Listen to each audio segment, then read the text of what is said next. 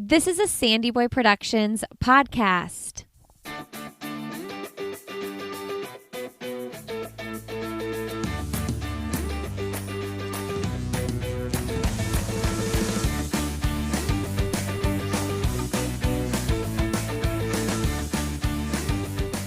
Hey everybody, welcome to I'll Have Another Podcast with Lindsay Hine.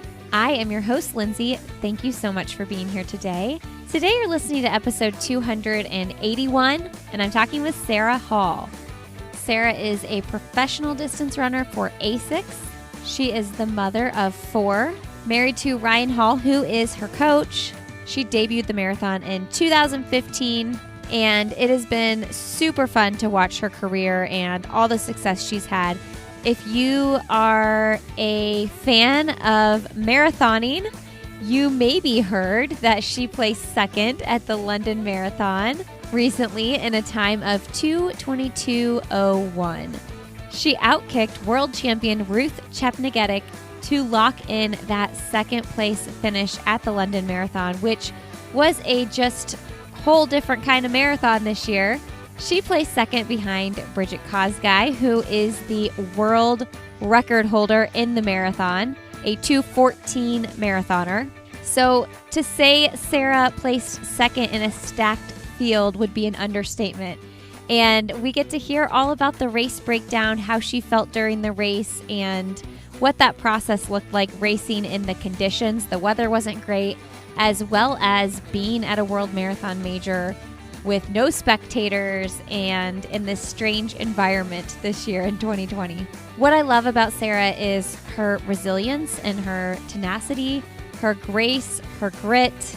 Sara kind of puts it all out there, and we've seen her have some pretty major ups and pretty major downs in this sport, and to see her come get this second place finish at London off a disappointment at the Olympic marathon trials was just so amazing to see. And I can't wait to see all that is in store for Sara. She recently signed up for the Marathon Project happening in Phoenix this December, so it'll be exciting to see what she can do coming off this stellar performance in London. Hey, if you don't know Sara's story and you want to learn more about Sara, I've got quite a few episodes with her on the podcast. This is actually her 5th time on my show. So head back. She was episode 11, one of the very first pros I ever interviewed. I also did a bonus episode for her after she won CIM in 2000. When was that? 2017. So that's kind of back in the archives. She was back on again, episode 174 in April of 2019, where she talked about her Boston Marathon preparation, and then she was on the show again November 8th on a live episode in New York City with Roberta Groner and Kellen Taylor. This episode of the podcast is sponsored by Previnex, and if you haven't tried them out yet, I do not know what you're waiting for. This is where I get all of my vitamins and supplements, vitamins for my kids, and let me tell you, we use their protein powder every single day. I'm not even kidding. What I love is that I make it in a smoothie for my kids, and I put all kinds of other good stuff in it too, fruits and vegetables. And I just feel like I am sending them off to school with good nutrition in their bodies. If that's the only really healthy meal they have all day, I at least feel good about that. If you are wanting to have longevity in the sport of running, their Joint Health Plus supplement is something I recommend to all runners. It is clinically proven to protect your joints, and it is also clinically proven to reduce joint pain and stiffness and improve that flexibility in your joints within 7 to 10 days. When you go to Previnex.com, you can use the code ANOTHER and get 15% off your order with them. Again, that's Previnex.com. Use the code ANOTHER to get 15% off your order. All right, friends, enjoy my conversation with Sara Hall. All right, everybody. So excited to bring Sara Hall back on the podcast to hear a little bit about her recent race in London. Welcome to the show, Sara. Thanks for having me. Where are you? How are you? What does your life look like? I am home in Flagstaff, Arizona, and I'm doing really well. I'm really happy about the race, so that helps. And just enjoying my family, and they're on fall break right now, and just recovering and back training now, thankfully. So feeling pretty good. Oh my gosh, back training already. Are your girls like back in school in person, or are you doing halfway or home at all? They are not. They're online learning through the school. So thankfully, they school kind of had it more dialed than when it was sprung on them in the spring, and Mm-hmm. so it doesn't require a ton from me as it did in the end of last year. But yeah, they're like used to it now and kind of rolling with it, although it's not ideal. Yeah, we did virtual at the beginning, but we just went back 2 weeks ago, and it has been very nice to have everybody out of the I house. bet. Oh man, that's great. I'm hoping we get there soon. Yeah. Okay, well, I'm curious before we jump into London about that then, because I mean, just coming off the trials and probably feeling pretty sad about that and disappointed, and then being sprung straight into COVID with doing online learning with the girls and everything. What did your world feel like? Yeah, that was definitely a rough season. I think it was still like just finding the joy in the season was kind of the focus, and I think I was able to, but it wasn't without challenge. And I think yeah, it was a lot all at once. Like the trials just going completely the opposite of how I thought it would go, and then but then telling myself like, all right, I can use all this fitness towards the track trials or Mm, towards other races, and then all of those just canceled, and like it'd be nice if it was just all at once, but it was like a rolling, like the mm-hmm. disappointment of like, okay, I'll focus on this, and then that gets canceled, and then you just keep kind of having hope that gets crushed, and then yeah, the kids home indefinitely after pretty soon after the trials, which was definitely it felt different for Ryan and I. Like we're kind of enjoy having our alone time during the day, and so yeah, and I think I would have enjoyed it more if it like we could have traveled Mm-hmm. and done some of the things I like to do when I'm not racing. But you that was like the one time you couldn't travel, like the one time you can't Yep. really do anything. And so it's kind of a combination, like perfect storm of all these challenging factors. But I really just tried to focus on enjoying today, and like enjoying the like I love to train hard. So even though I didn't know when I could race next, like enjoying the process of training, and trying to enjoy my kids the best I could, whether that's like bringing out the Wii that we had like hidden Mm-hmm. from them their entire lives with us, and been like, all right, COVID wins, we're bringing out the Wii and doing Just Dance and things like that. Yeah. Oh my gosh, I haven't done Just Dance in so long. It's so fun. It is really fun. Yeah, that's pretty Yeah. much the only thing we play. Um, I always feel like as a mom, when I walk through something hard in my own life, like sometimes I get extra frustrated with my kids because I'm like, I'm trying to focus on being upset here, you know? And in the grand scheme of things, like it's a really good thing because it's a really healthy distraction. And at the end of the day, you're a mom and you have to take care of your kids. Do you think that that distraction, I don't know if distraction's the right word, but do you think that having them home helped with repairing your heart and everything from the disappointment of the trials? Not really, honestly. Like I think I mean, it helped. We had puppies at the time, and that was really fun. Like Oh, just like a cute. little burst of joy. But no, I think in some ways it just kind of made things harder in a way Yeah. because it was like just yeah, just kind of like not really having any space to Uh huh. um like yeah, just process or kind of yeah. But yeah, I think we're finding our groove with it now, and we're all used to it now, so it's better. Yeah.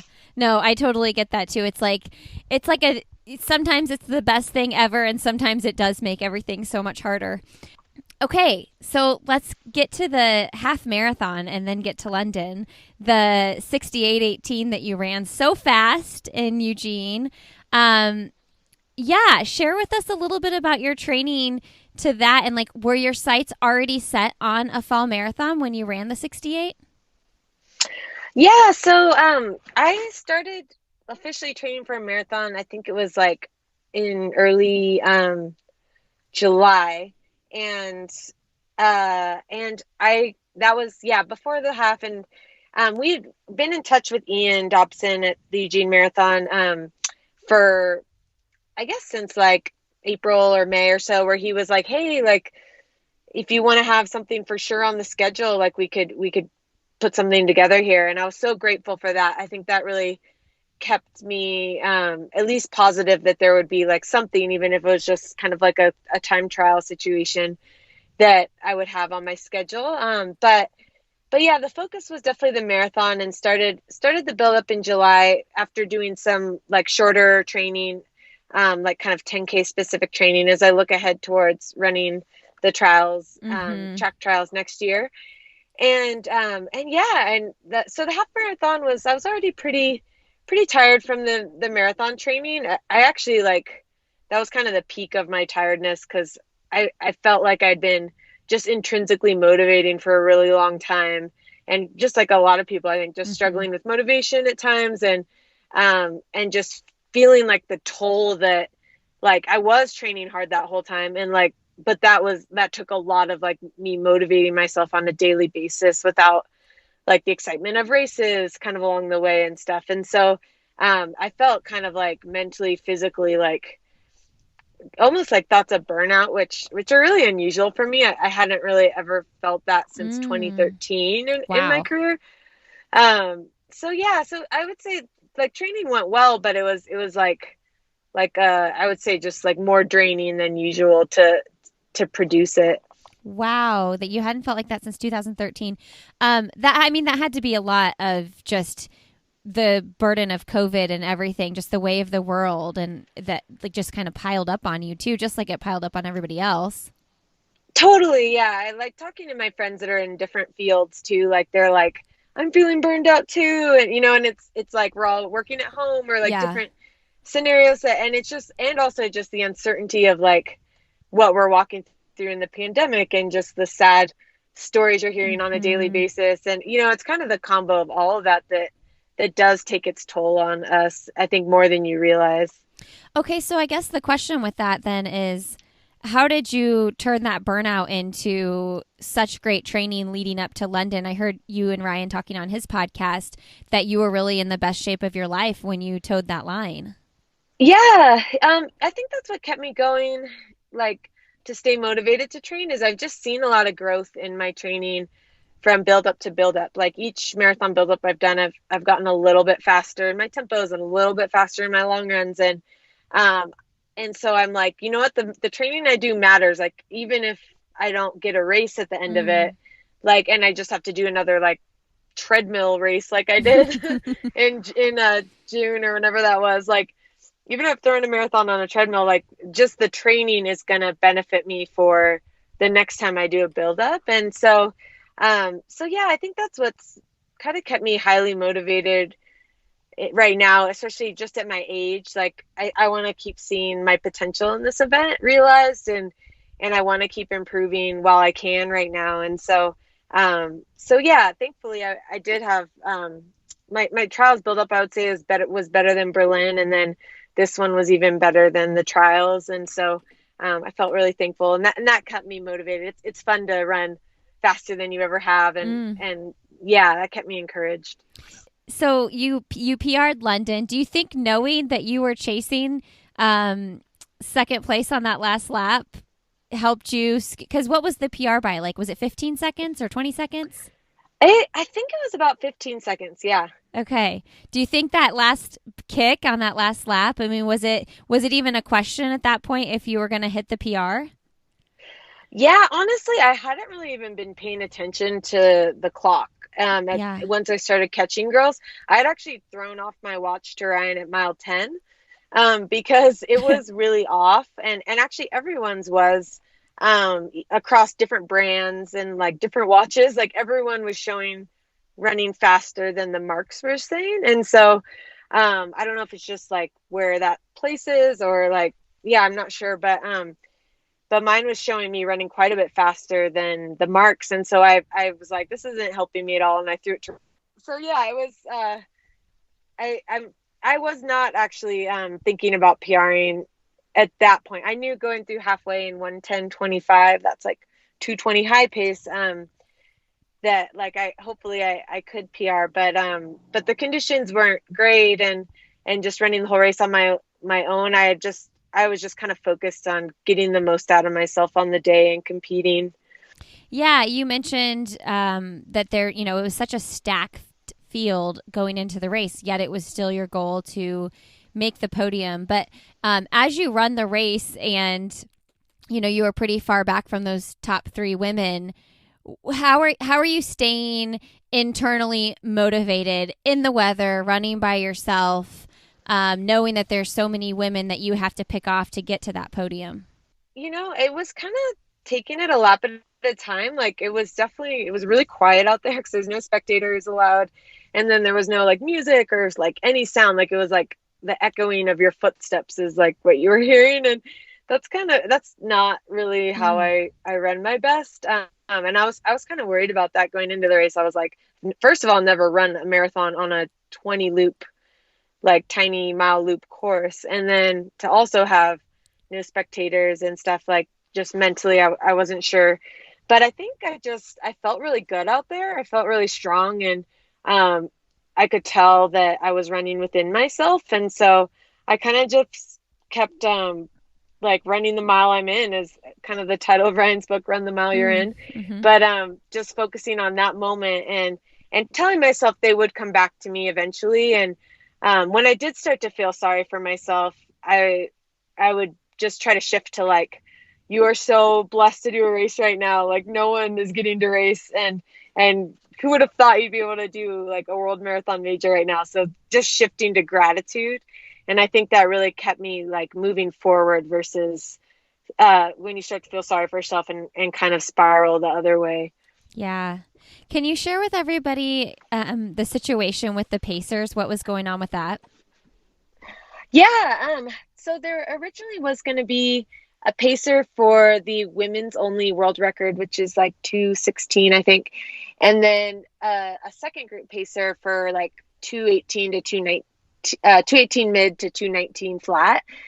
And so I was planning to go with that second pacer because the next one was not going to go faster than 2:22 flat pace, which is, I mean, in the end what I ran. But like not knowing the conditions like before the race, that that was going to definitely be aggressive for me to go with that Mm-hmm. second group. But I was hoping that there would be girls that wouldn't want to run like 2:18 the entire time, and maybe we could work together. And so that seemed kind of like the best route for me.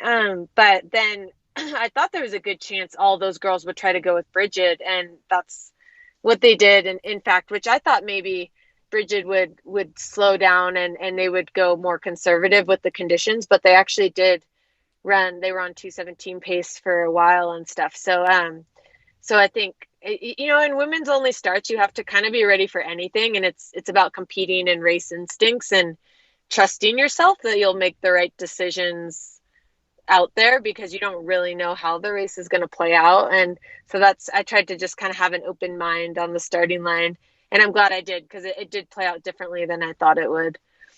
Yeah, you have to make like game time decisions throughout the whole race, and I'm curious, what mile did you start picking off people? Yeah, I think it was after halfway. I'm trying to remember, maybe like 25K. Okay. But yeah, back to your question about the Pacers. I forgot to Oh, mention yeah, yeah, that yeah. somehow Yeah. somehow that second group pacer that was that maybe I could have worked with, now, since all the girls in the second group ended up going with the lead group. She ended up really struggling like 4 miles into the race, and she was going with the lead group and then kind of went backwards at mile 4. And so I was like, oh no, like that. I think that was kind of the realization that like, all right, you're really on your own now, Yeah. because like she's not gonna be able to help, and the other girls are going hard. And so yeah, I was really on my own from there until maybe 25K, when I started to get a visual of some of the girls coming back. Yeah, I can't imagine how lonely that must have felt and to stay so driven. Um, Yeah, I think was it Molly or somebody else had a pacer. It must have been a pacer with the next group back that stayed on really long. Yeah, Ailish McColgan, who I know 'cause she's another Asics athlete. I think she stuck with Molly through 17 and a half or so. And so, yeah, that was a good little group they had going. Another girl from Portugal or something, and then the Australian Sinead was up there. Oh So yeah. so yeah. I forgot that she ran that race. Because I interviewed her. It must have been after New York last year. Yeah. Uh-huh. Yeah. Okay. So I want to share with everybody like the communication between you and Ryan as well, because I was just so fascinated hearing about this in the podcast. Like he sees you look at him, but he doesn't really know what's going on, and you don't really know what's going on with your pace. And yeah, at what point? Because at one point he said in the podcast, he said he didn't know what you were doing. You gave him this look like, and he was like, "Uh oh." Yeah. Yeah, I think we originally talked with since I was going with that really aggressive group, like he was like, "We'll feel it out when you're out there, and like if it feels too hot, like you can always drop back, and like maybe there'll be people to like work with um in the next group or but so yeah, I was kind of feeling it out, looking at him like, or just trying to get feedback Yeah. because yeah, I was all alone and stuff, but he was kind of assessing it, and he's like, well, she still looks really strong, like, and I'm glad that he didn't tell me to do anything differently, but definitely I think having him every lap helped, because especially once I started getting the girls started coming back, he would tell me like how many seconds I had down on them, and that just helped keep me engaged a little more. Yeah, okay. And so we've all watched the video. Like I probably watched it 20 times. Is that weird? Is that creepy to hear random people say that to you? A lot of people have told me that. You're It not alone. you know, it's emotional to watch because you see it in your face. And also I think anybody who's been following marathoning for a while like has been following your career. So if you know anything about the sport, we know what happened at the trials and how much heartbreak that probably was for you so to see that redemption on so many different levels was just so cool. So I can't imagine being the person that actually experienced it. Yeah. Yeah, it was I've tried to like share my journey in a way that's like sharing. I think it's easier to share the lows for myself sometimes than the highs, Mm. but Mm-hmm. I think like definitely shared a lot about the disappointment with the trials, and just even like my struggles with motivation or things throughout the year, and so I think that yeah, I think my career in some ways is relatable to people because I Mm-hmm. don't like crush it every single time. Like I've Totally. had these like pretty big disappointments, and that's like being human, and probably what a lot of us experience. So then have kind of your biggest moment after your biggest disappointment, I think I was really hoping I could do something inspiring through this race, because I was like, everyone is struggling with motivation right now, and Mm-hmm. like everyone could use like a boost of inspiration and stuff, and but it's something you just can't really like manufacture, and you just have to like run your best race and hope you kind of have that opportunity. And I feel really blessed that like my race could be an encouragement and to people right now during this tough time. I mean, it's so true when if you get on social media on Twitter or anything like that and you just see bad news, bad news, bad news, and to see everybody celebrating this victory, to see everyone celebrating with you, it's like it takes your mind off anything else negative going on for even if it's for 5 minutes. Um, Share with us what was like actually going through your mind. I loved when you and Ryan talked about that excitement piece of the race. So like when I think it was him that was saying this, like you run your whole race and then you get to the point where like you gotta gut it out. You gotta go through all the hard stuff, but then the excitement comes like, can I win? Can I get second? Can I get third? Can I PR? Whatever that is for anybody. So when did that feeling really hit you? Yeah, it really was when I moved into fifth. And then I was like, man, like the way like I'm moving, I think the podium really is possible. And that was like my goal and a dream for this race. But at the same time on paper, like I was not ranked to do that. And it was definitely going to have like need myself having my very best day. And so I think that really gave me, as I was hunting down and moved into fourth. And then when I moved into third, like I got a little bit emotional, and just like got this really big boost because I felt really strong still at that point. And so honestly, I wasn't even really thinking of second. Like I couldn't even see her. I think that was kind of the downside of the small loop, is that like you really couldn't get a visual, even if you were, 400 meters behind someone, you can't see them still really. And so yeah, thankfully Ryan, although it was kind of like good and bad, he was like, you have 40 seconds on her. And that was with one lap to go, like 1.3 miles. And I was like, oh man, that's actually sounds like a lot. But like, I kind of just in faith, like started like willing everything forward and just going for it anyways. And I could tell actually that I was gaining on her, and like, just tried to like keep that momentum going, keep that like hunting instincts going. And, I'm really glad I chose to like believe for it, because you're definitely hurting at that point in the race, and you're kind of like, oh, 40 seconds, like that's not going to happen. Like it would be easy to kind of settle, but yeah, that was really kind of surreal to move into second, honestly. Yeah, because you round that like corner, and then you pass her.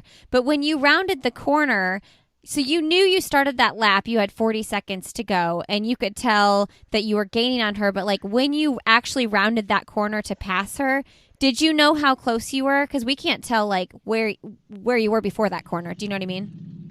Yeah. So coming up to the last corner, she still looked really far away to me. And so then she turns the corner, and then you're kind of like lose your visual, right? And like you're just like more back in your own head and like driving. And then I came off the last turn, and like I could see that I'd even gained a lot in that stretch. And so that really, like, once you can like see her and the finish, I feel like you can really like unleash everything.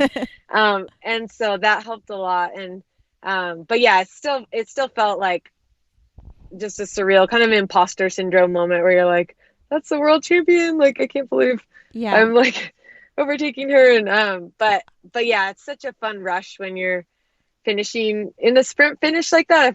I've had a fair amount in my career, and it's always like a really memorable way to run the race. And you don't always want it to be that close at the end. I was definitely that was not the intention, but yeah, it was fun.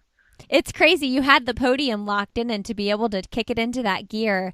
I'm sure though, competing at your level, that's what you do. Do you know what you wouldn't know because you didn't have your watch, but do you have any idea what your last mile split was? It had to be your fastest mile, right? Yeah, I'm not sure. Yeah, I'm sure the info's somewhere, but I haven't seen it. Oh my gosh, it has to be so speedy. All right, everybody. I hope you're enjoying my conversation with Sara. A quick break here to encourage you all to go check out my brand new podcast, Why Is Everyone Yelling? As the mom of 4 myself, I find myself saying that quite a bit most days of the week. And I have had this passion that I wanted to start a podcast for parents where they can feel encouraged and motivated in some way, big or small. And I thought about it for a really long time, and I'm finally doing it, and I'm really excited about it. So we've got 5 episodes out already. New episodes drop every single Tuesday. Some of them will be more serious than others, but my hope is that you will always walk away with something big or small that you can apply to your own life. Having a lot of fun over there, and I really hope you'll join us. And give us a follow on Instagram, Why Is Everyone Yelling? And leave us a rating and review if you do enjoy it. That is going to help new listeners find the show. Yeah, it is hard and weird to venture on to something new and put something different out into the world, but I'm really excited about this project. I'm proud of it, and I feel certain that it will be something positive that people can incorporate into their lives every single week. And if you've checked it out already, thank you. I appreciate you. Thank you so much. Enjoy the rest of my conversation with Sara Hall. And talking about that imposter syndrome, I think that that's also something that's really relatable to everybody, because there's so many things in life that we do where we feel like, do I really belong here? And I'm curious, when you walk into a race like that, how do you let yourself believe, even when you feel like it might be far away, that you belong and that you can podium? Yeah, I think it's kind of a tension of like, yeah, being real with where you're at, and then also believing like anything can happen in a race. I think we've seen that with the Americans winning some majors recently, and it kind of just takes like preparation meeting opportunity, and I think anytime I've run like a world marathon major, like you look at the list and it's like like 20 sub 220 girls, and you're just like, oh my gosh, like am I even gonna like get in the top 20 in this race, but that's just not how it always plays out in the end, whether it's like people didn't have they had an interrupted buildup, or they just didn't have their best day, or whatever it is. That's just, I've just learned to like not psych yourself out by the field, and just to focus on your race and like how to maximize how you're going to run best amongst everyone, which can be tricky because like I feel like I'm really a competitor, and I'm always going to run better running with people, but you can't always do that. Like in this case in London, like the pace that made sense for me was just like in complete no man's land, and if I had dropped back, or if I'd gone with that top group, like I probably wouldn't have finished as high as I did in either of those scenarios. So it's kind of that balance of like, yeah, trying to work with people, but also like running your own race. Did you talk with Brigid or Ruth after the race? Just a little bit, yeah. But yeah, they were, we didn't have a lot of time. We were kind of being ushered around. Yeah, I'm sure it was weird too, with masks and everything, and like making sure everybody had to keep a distance from each other. Yes, yeah, that was definitely a goal throughout the whole weekend. It wasn't the most social race period. Yeah, what did it feel like celebrating? Because it doesn't feel like the end of the London Marathon or the New York City Marathon or the Boston Marathon in normal years. So how did you handle that actual experience?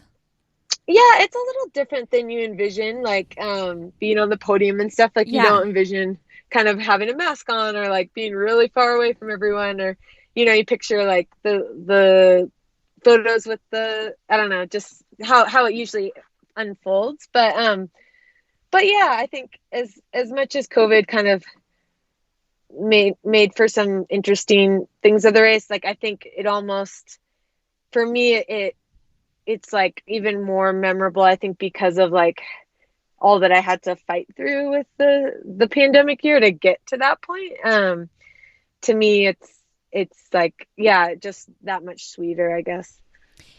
So Berlin last year, you had an amazing race, but do you think that this was your most perfect race? Yeah, I mean, I don't think I could have really like executed this race better than I did. And so I'm proud of that, I guess, because it was just a lot of like just not my strengths, and to be able to still run to your potential in that situation, like I think it's probably the race I'm like most proud of. Mm-hmm. But yeah, I'm hopeful that I think Berlin had its own like specialness, because like I hadn't had a healthy marathon buildup in over 2 years, and I hadn't really seen like those years of work kind of realized. And so like it was that big jump where I got to see that. And so I think each race kind of has its own thing that you really value about it. What do you attribute like being able to compete like this at 37, and I mean still having your best years ahead? Yeah, I don't really know. I think it's like a combination of a lot of things. I think partly like I think you can develop your aerobic endurance for a long time. And you look at like someone like Kipchoge, like he's probably even like a decent amount older than on paper, like a Oh, lot of yeah. people like my daughters, like they were not born in a hospital, so they don't have exact birthdays or things. But I think you can keep getting stronger aerobically. Like speed, definitely, I think it's hard to like be the fastest you've ever been at like top end speed, but you can build that as long as you stay healthy. And I think that's been a journey of like figuring out staying injury free for myself. I work with great therapists and also doing strength training to prevent injuries and lots of preventative work. I really, really try to do all the little things well, and sleep's a huge one. So yeah, I think each year I try to like just recommit like what things can I do better in those areas. And I think also just mentality wise, like I've tried to really be careful not to like say I'm old or like joke about being old. Mm-hmm. When I was teammates in Mammoth Track Club, like our coach said to someone, because she was joking about being old, and he's like, hey, don't say that. Like once you start saying that, you start the clock on yourself. Mm. And that's at the time I was only like 23 or something, but like it just like stuck with me that like our words are powerful, and kind of what you're speaking over yourself has an impact. And so I've tried to just be like, yeah, I'm 37, but like when I'm at my kid's school, they think I'm a student, and like I'm not gonna treat myself like I'm old. Like nothing about me feels old.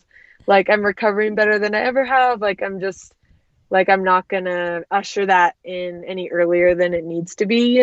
Yeah. That's so good. Uh, are you guys, when you strength train, do you guys do that at home? Do you have a gym at home? We do, yeah. I sometimes do that there, sometimes at a gym. Definitely with COVID, it's been mostly at home though. Yeah. What was Molly Seidel, that picture where she's like grabbing your face? What was she saying to you? Do you remember? She was like, "Oh my gosh, did you get second?" Like, I'm just kind of freaking out because I think there were some speakers on the loop, so I'm guessing she could hear Ah, them announcing that, like, uh-huh. as she was finishing the loop. But yeah, that was fun. She was in Flagstaff preparing, and unfortunately, I wasn't. I was in Colorado, so we didn't get to overlap much. But yeah, I know she was really hoping for like a big one too. And so I felt equally as excited for her to be able to deliver like that in her second marathon, was really, really remarkable. So I think it was kind of like both excitement and relief on both of our parts. Yeah. What did you do after the race? I mean, how much longer were you in London? Did you come straight home? We left the next day, but thankfully they did have like a bit of a banquet for us, Mm, like distanced as usual, but uh-huh. a little break from our like cafeteria thing. But we did go straight back to the hotel because part of the stipulations were like we weren't really allowed like anywhere in England, like besides the hotel. So we had to keep staying in the bubble up till the airport the next day. I mean, what a weird experience. I mean, even a year ago, can you believe that like we would have never believed that this was a reality? Yeah, totally. It's funny because straight from the trials I took my kids to Harry Potter World, Ah, and it was like I had like not even heard of COVID until the pre-race press conference there, and everyone's like, "Do you think the Olympics are mm. gonna get canceled?" And I'm like, "What?" Like, and so yeah, we were at Harry Potter World and it was packed, and we're all touching the Uh-huh. bars and the rides, and I'm like, I cannot believe we did that now. Like life has just changed so much. Yeah, I So, know. I mean, coming back from the trials, it was like I can't even. You look 2 weeks later, I can't even believe that the trials even happened. I know. Yeah, it seems like a lifetime ago for sure. Yeah, and when I go and just when you go places, it's like you see everybody in masks. It's like I feel like a year ago I would have been like, "What is this? The apocalypse? Like what is happening?" But now Yeah. it's just normal. It's just life. Yeah, totally. It's so Um, crazy. yeah, I know. I think, yeah, going on longer than I think we all hoped, but I think you find your new normal and you try to adapt. Yeah.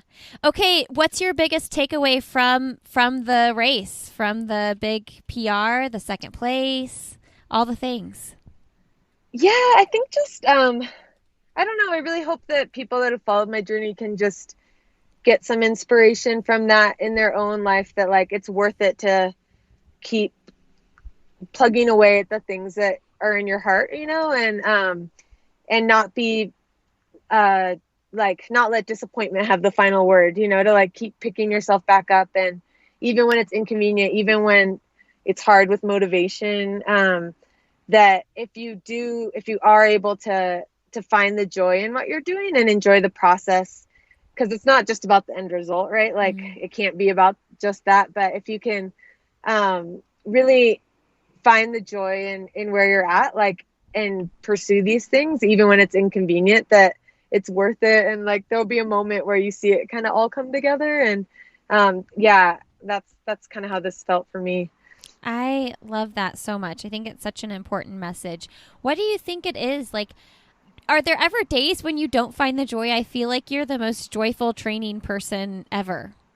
No, I definitely lose it at times. And, honestly, the trials is something that I still am not like totally over. Like, I think I still am like a bit heartbroken about it, and I think about it a lot. And, and so I think that's like partly stuff I need to work through, but also partly that's just how it is sometimes when you really care about something and you grieve it and you go through stages of grief with that. And so I think, but hopefully like can show people, like, even when you are heartbroken about something, like, don't let it keep you from the other opportunities that could be out there.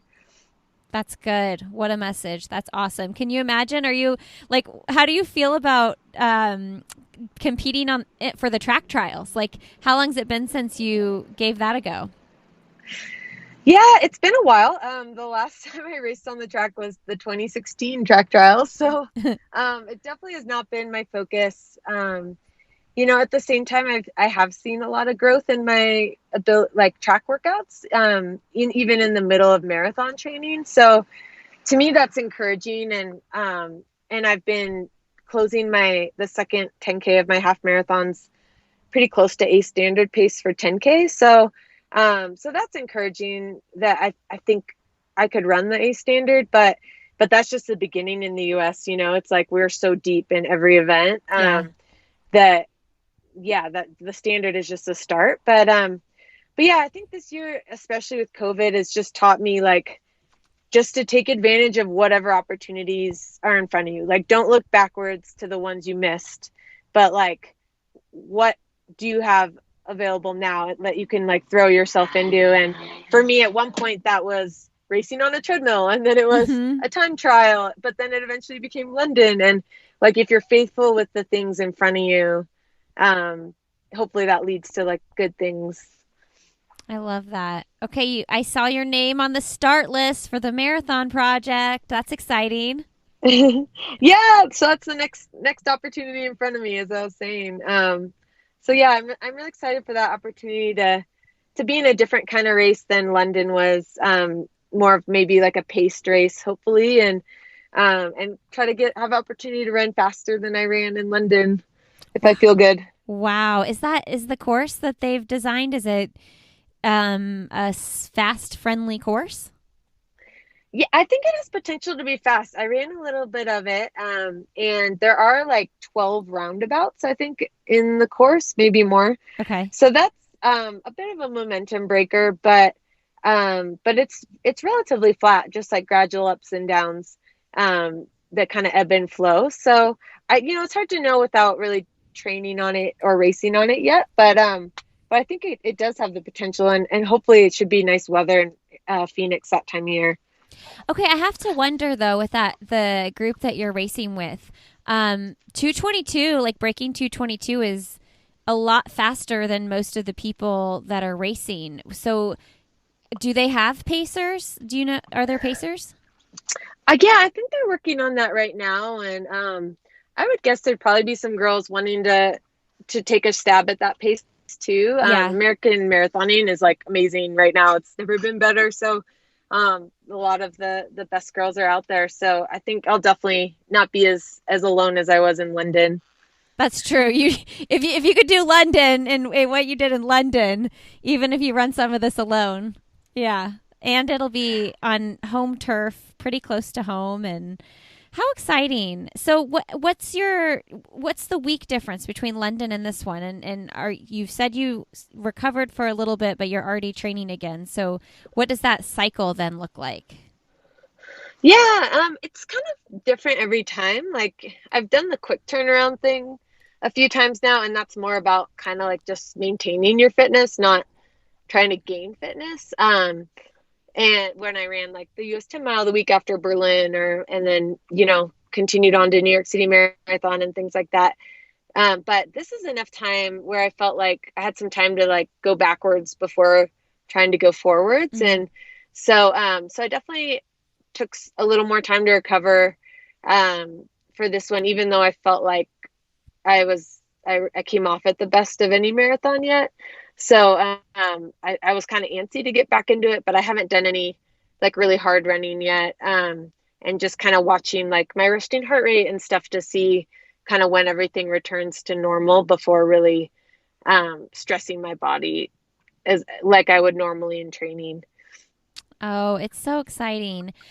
Sara, before we go, because, I've asked you this before on the podcast, but you've probably read so many books since then. I love to find out what the best, most recent books my listeners are reading are.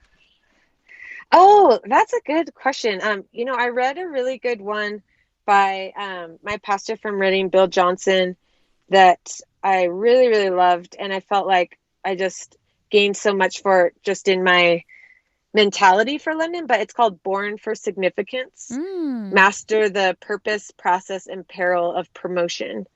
And yeah, it just kind of reminded me how we're all called to do significant things, but like what is the right heart posture when you're going after that, and it's not making it about self-promotion, but like how can I like serve other people and benefit other people through what I do, and even if I do reach like am promoted in ways or whatever. And so I think that really like I tried to think about that with London as this was like a big moment for me of how I can not just be like, look at these pictures where I look good, but like what can I say that are gonna like actually benefit other people.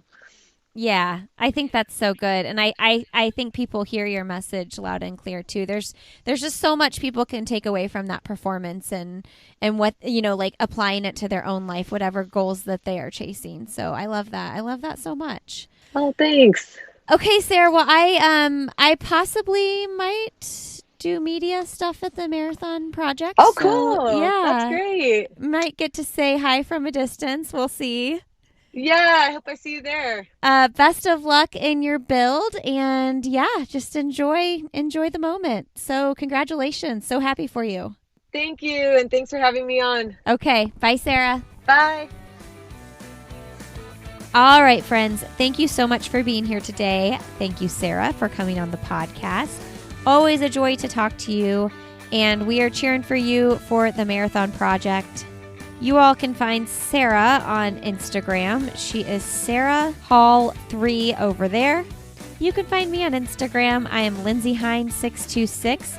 You can find me on Twitter at Lindsay Hine, and you can find me on Facebook. I'll have another podcast with Lindsay Hine. Thank you so much for being here today.